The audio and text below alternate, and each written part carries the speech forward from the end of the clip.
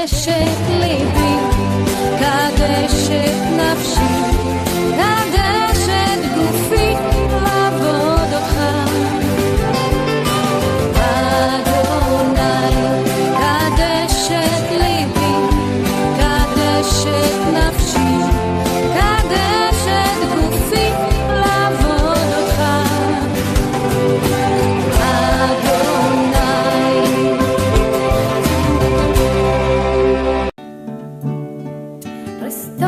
Restore the glory that we lost so long ago. Make us one in you, Gentile and Jew.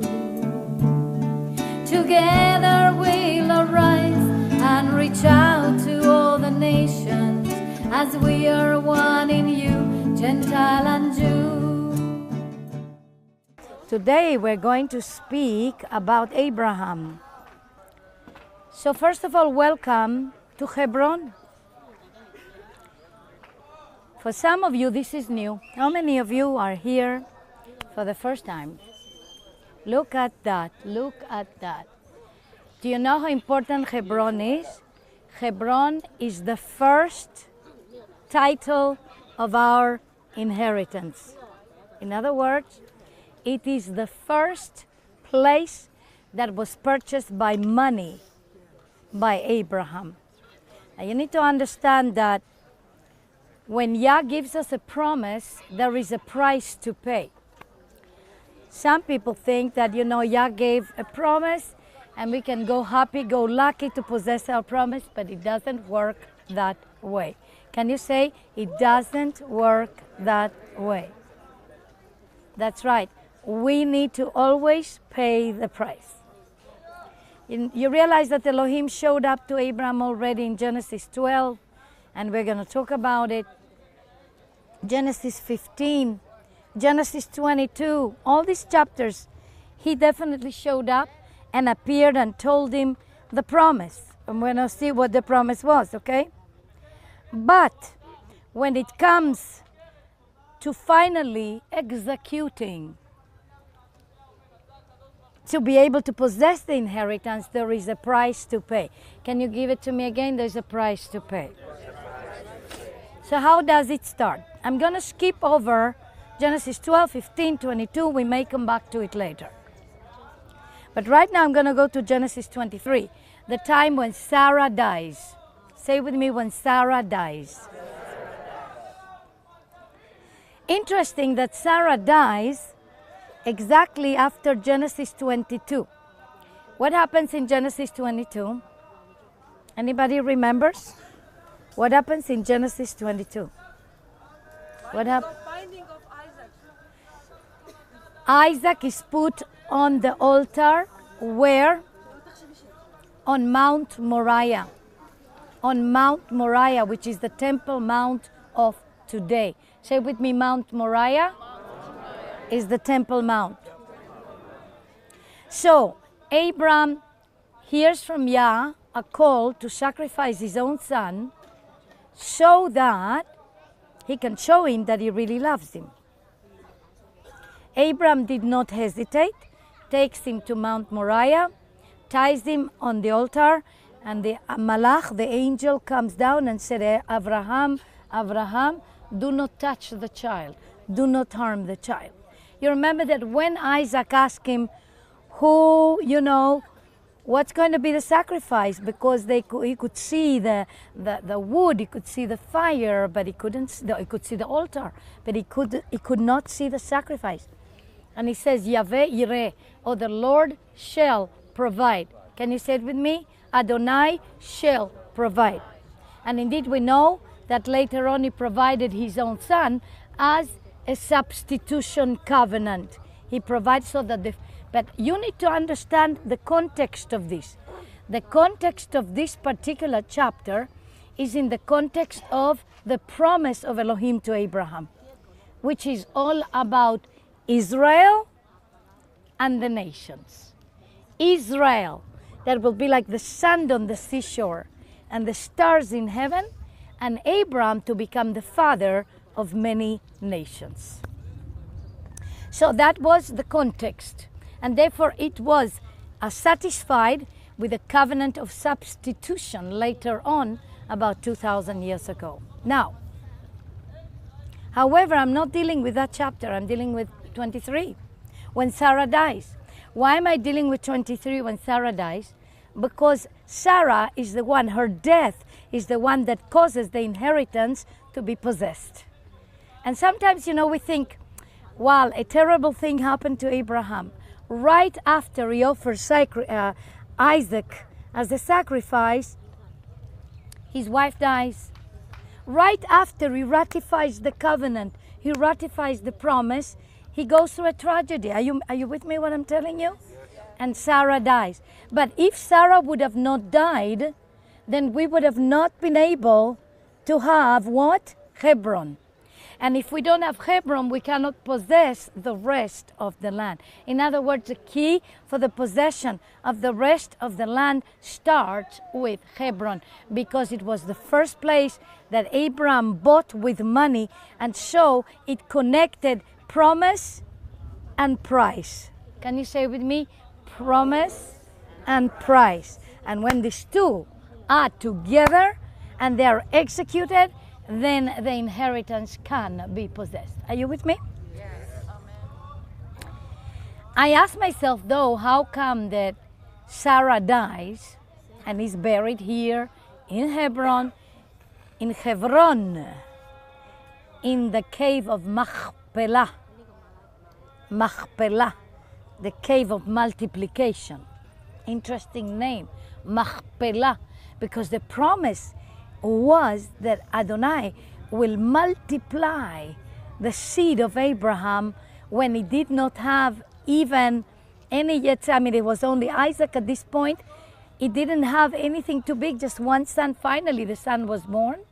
He will multiply the people of Abraham, eventually Isaac and Jacob, like the sand on the seashore and like the stars of heaven. It's interesting that the cave where Sarah is buried, and then eventually all our forefathers and mothers, besides Rachel, because she's buried in near Bethlehem, Ephrata, giving birth to Benjamin, she died, so of course she was buried another place. But that the cave itself where our forefathers and foremothers are buried is called the cave of multiplication. Isn't that prophetic? Very prophetic.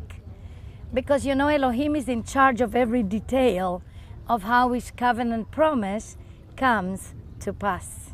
I told you from the beginning of this tour and mission that we need to trust his sovereignty. Amen? We need to trust his leading. We need to trust his sovereignty. So, the cave of Machpelah, can you say Machpelah? Which is right here to my left. And in my back, when you went up those stairs, went in and visited the tombs of, let's help me, which tombs did you visit? Abraham. Did you visit Isaac? It's on the Muslim side. Those that went to the Muslim side, they visited Isaac too. Yaakov, Jacob, Sarah, Leah, Rivka, right? Rivka. And Rachel is where?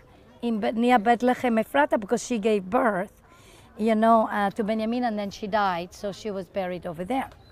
So that is very profound, that the cave is called Machpelah. Can you say one more time, Machpelah? Declaring the prophetic word of the multiplication of the seed of Abraham. That it will go through Isaac. Because in Genesis 22, Elohim told Abraham, all the promise is going to go through Isaac, not through Ishmael, through Isaac. Even though Ishmael had been born too, previously to Isaac, but he will go through Isaac. And we need to understand that, because all the conflict between the Muslims and the Jews is about, or the Arabs and the Jews really, is because of the seed. Does the promise go, the promise to Abraham, go through Isaac, or does it go through Ishmael? So, what do we know according to the scriptures? It goes through Isaac. Say with me, through Isaac, not through Ishmael. If all the Arab world will understand this, then they can come to shalom. They can come to peace, because they will understand that they cannot oppose the living God. It's not about our political decisions, our important opinions. It's about what did Adonai say? What did he say? He said that clearly the seed and the promise of the seed will go through Isaac. That's what the scriptures tell us. It will go through Isaac, not through Ishmael. If this is understood, all wars are going to cease right now. That's as simple as it goes. We may talk more about this in a moment, and about the whole promise and what does he really promise to Abraham. But first I want to understand how come that Sarah dies right after Abraham takes the son to Mount Moriah to bring him up as an offering before Yahweh. Why does she die right after? Well, you know, I'm a mother. If I would have heard that my husband would take my son to burn him as a burnt offering before Adonai, I think I would have been absolutely shocked. I believe that Sarah, who was a very natural woman, and we know that she was a natural woman and she was very, very practical, natural woman, when she heard what had happened, as much as she thought that was great and all of that, I think that her heart skipped a beat. Because if he did that, who knows what he can do next? This time Elohim stopped it, but who knows? I don't think that Abraham told Sarah that she was going to take the boy. I personally believe that he probably just, you know, kind of snuck the boy out when Sarah was asleep very early in the morning, took him out just for an outing like any father would do and like he would do many times. The servants came so that it will not be too suspicious. And then at some point Abraham tells the servants, wait here while I go further. In other words, the servants didn't come with him so that they will not stop him. Abraham made sure that the servants, and not his wife, not his servants, nobody can stop him, you know. Sometimes when Elohim tells us to do something really strange, something that we know that maybe our spouse will not understand, or maybe our servants will not understand, our assistants will not understand, then the best is that we do it alone. Are you listening to what I'm saying? The best is that we are discreet about it and we do it alone when we know that maybe the other part will not understand it. If Abraham would have not done what he did, Yeshua would have not come. Because Abraham needed to pay the price, needed to obey Yah to activate the fullness of the covenant. Say with me, obedience activates the fullness of the covenant. And that's right like that from the beginning, and that will be in every one of our lives. Obedience will always activate the fullness of the covenant. So, I believe that Sarah probably had a heart attack or whatever happened, but she died kind of right after. A chapter later, Sarah passes away and needs to be buried. We could say that's a tragedy, but we could also say that that's a blessing. Why? Because maybe she couldn't take it anymore. I mean, you know, her life was tough, very tough. She was barren until the age of 90. Finally, she gave her maidservant to Abraham, and she had a son through the maidservant. That was Ishmael. That Hagar and that Ishmael contested the position of Isaac. And not only that, but if we really think about it, she went through a lot more things. She was about 65 years of age when she left Haran, Ur of the Chaldees, or Haran. And, you know, she was a beautiful woman. And Abraham was so afraid that on the way, the kings of the different parts where he was passing will attack him, will kill him on behalf of his wife because she was so beautiful, and they would take her and kill him. And that he actually asked her to take a very, very precarious role.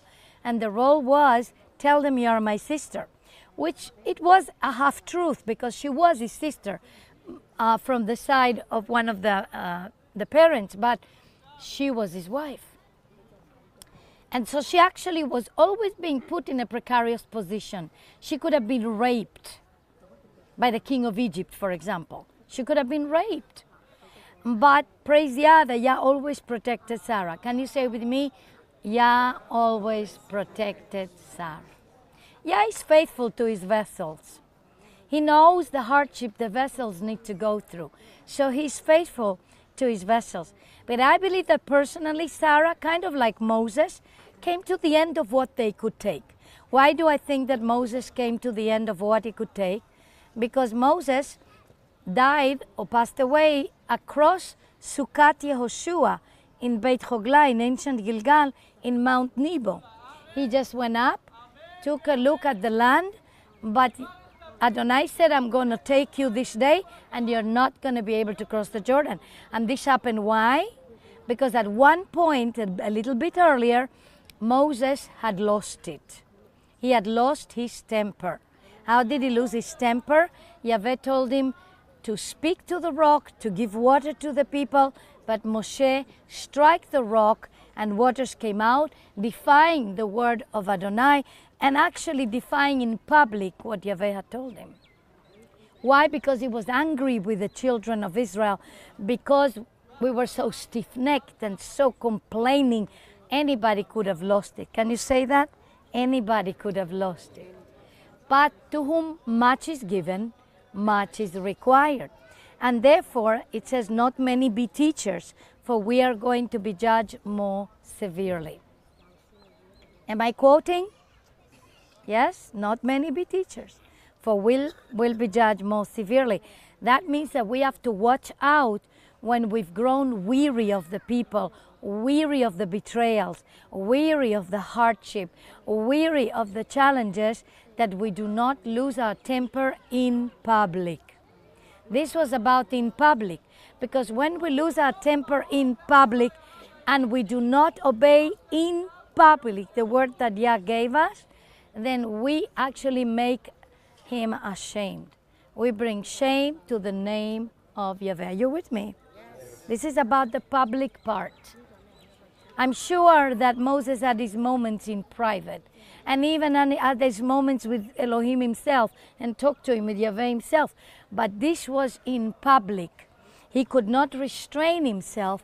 He did not have the self-control anymore because he had grown weary. And I believe that because Yah is merciful, he said, Moses, you're not going to cross over because you've had it. Can you say with me, you've had it? So he took him and he transferred the power to Yehoshua, to Joshua, where we are positioned right now in ancient Gilgal, in Succat Yehoshua, where the angel showed up and the tribes crossed by. I believe that Sarah had the same situation. I believe she's had it. And I believe that therefore Yah took a look at that and took her home. Amen? He just took her home. And so, however, how tragic as this may be for Abraham, because that's the wife of his bosom, that's the one he loved from the beginning, and yet it was a blessing. And often, you know, when Yah takes home someone we really love, because I believe they've had it. I believe he took Yuval because he's had it. And yes, he was young, but he'd had it. And I believe that's it. That's as much as it could go. And so even when it takes somebody, when they've had it, it's a blessing. Why is it a blessing? Though it's a tragedy, though he was weeping and mourning the death of Sarah, it's because it allows for the opportunity of something new to come up. Can you say something new? Whatever bereavement you're going through, remember Abraham. It gave them the opportunity of something new to come up. What come up is what we read about in Genesis 23 and later on in Genesis 25. Because it is, the new thing is that he bought the field, the cave, the trees, and everything that was in Hebron, so that it became de facto, as a fact, forever, legally, the inheritance of Israel. Say de facto, forever, legally, the inheritance of Israel. Do you understand what I'm saying? That's the first thing. The second thing, and we may talk about it later on, is that he got to remarry. And he married a lady by the name of Keturah and had a slew of children, grandchildren, and great-grandchildren.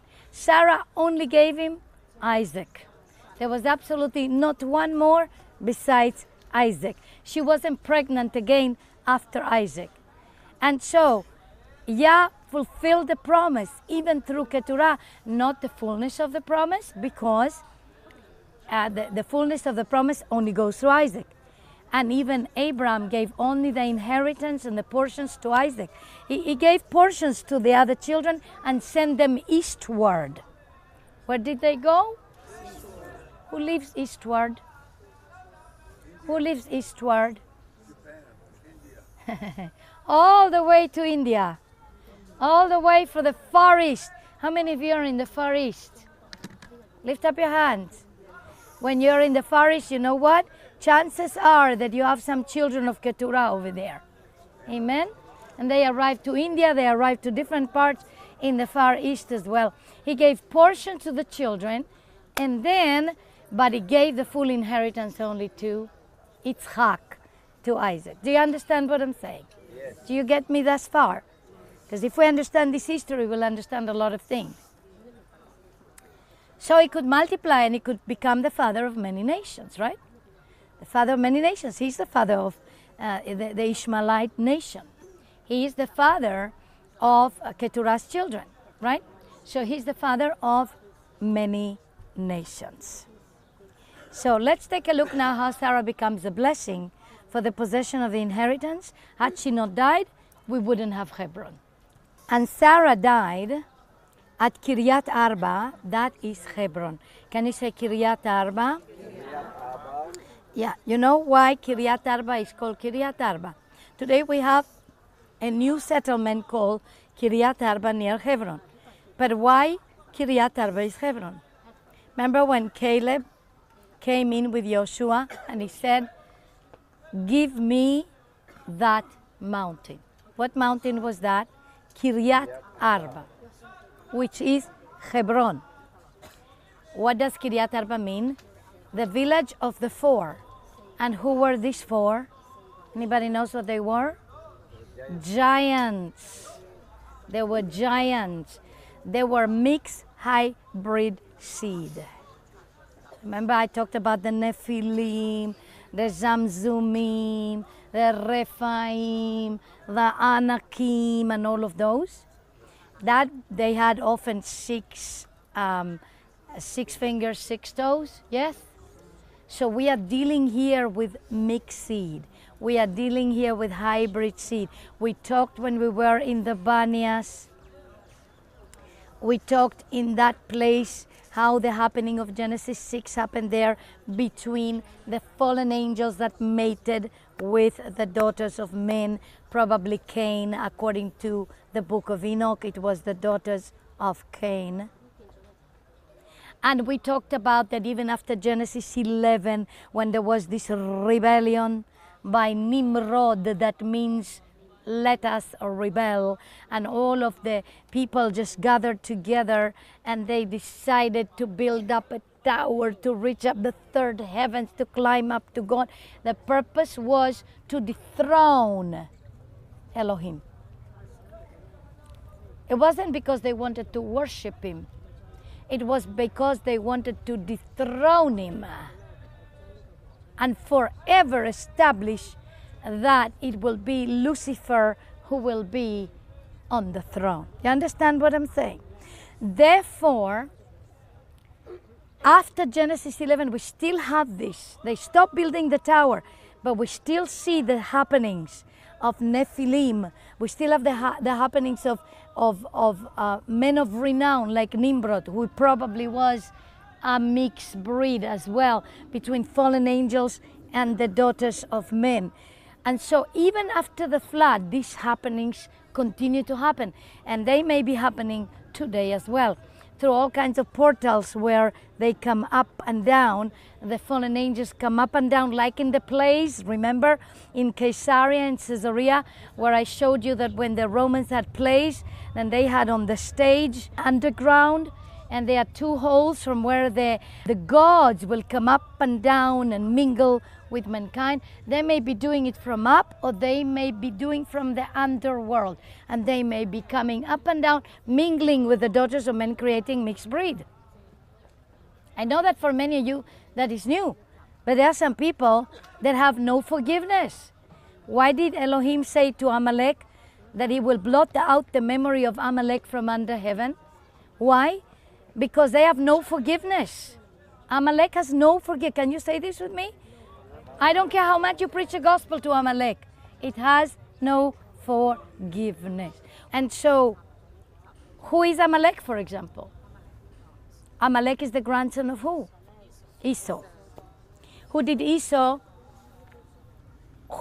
make Amalek with? Who did he, bear Amalek with? With who? Well, actually Esau had a son. The son was Eliphaz. And Eliphaz had the Canaanite woman, Timnah. And with Timnah, they made Amalek. What did Elohim say about all the people and the inhabitants of Canaan? Do not leave anyone alive. Do not leave men, do not leave women, and especially not women that have known men. Why do you think that he said do not leave men, do not leave women, nobody alive, because he's so cruel? No, it's because Canaan was full of mixed breed. Can you say with me? Canaan was full of mixed breed. Therefore, we had so many giants in the land. And do you understand what I just said? Yes. I explained to you the picture. Now, when you read the Bible, you'll never read it again. You will understand where it says giant. Many people go and think it's an allegory. It's not an allegory. There were mixed breeds, periods, people that were super strong, people that were super big. Goliath was one of them, right? People that were super strong, super big, people that were scary, okay? People that could do feats, could lift up tremendous amount of weight, okay? We're talking about these. And so when, at the first time, the first 12 that came here to tour the land, sent by Moses, came back scared, only 2 survived and were not scared. What's the name of those 2? Yehoshua and Caleb, right? Yehoshua and Caleb, Joshua and Caleb. So our praise tabernacle and our sukkah is called Sukkot Yehoshua in that place. Yehoshua and Caleb. And Caleb, they were the only ones that survived from their generation. Everyone else died in the desert. So now when Caleb comes here to this area, what does he say? He said, give me that mountain. Kiryat Arba. Because there were 4 giants that were the rulers of this area. And when Caleb saw the giants and saw they were the rulers of this area, he got excited.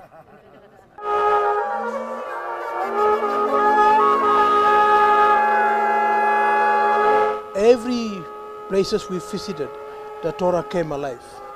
We have been connected to Israel. Yahweh promised, whoever will bless Israel, he will bless. Whoever will curse Israel, he will curse. This is just amazing. Israel is Yah's firstborn son, and nothing changes. He will defend Israel. Even in this war, he will defend Israel and deliver them. Amen.